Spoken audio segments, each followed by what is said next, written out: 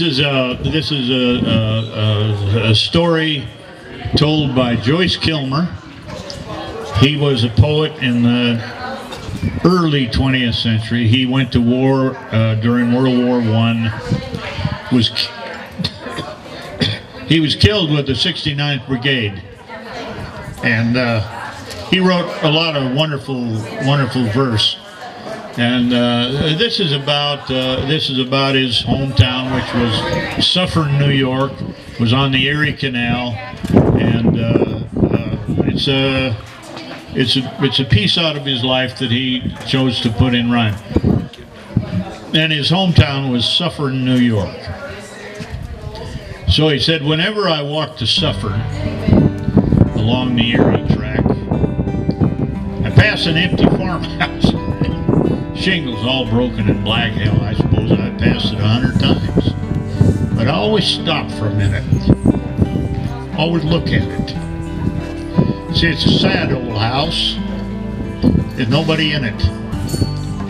Now, I've never seen a haunted house, but I've heard there are such things, that they hold the talk of spirits, their mirth, and their sorrowings. Well, I know this house isn't haunted, but I wish it were. I do. It wouldn't be so lonely if it just had a ghost or two. This house on the road to Suffern needs a dozen panes of glass. Somebody ought to weed the walk. Take a side to the grass. Needs new paint, new shutter. Excuse me. And the vines should be trimmed and tied, but what it needs the most of all is some people living inside. Now you take a new house, standing empty with staring window and door. Looks idle. Perhaps a bit foolish, like a hat on the block in a store. There's nothing mournful about it. Can't be sad or alone for the want of something in it that it has never known. But a house that has done what a house should do. A house that has sheltered life. One that's wrapped its loving wooden arms around a man's wife.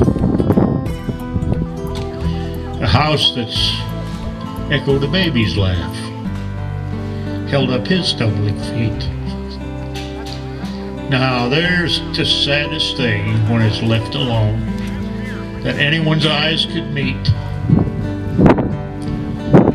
So whenever I go to Suffern along the Erie track, I never pass this empty house without stopping and looking back.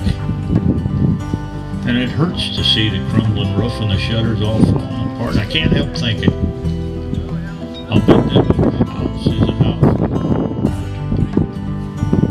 Well, if I just had a little extra money, and most of my bills were paid, I'd set a gang of men to work with brush and saw and spade. I'd buy that place and I'd fix it back, just like it used to be. I know some kids need a place to live. I'd give it to them free.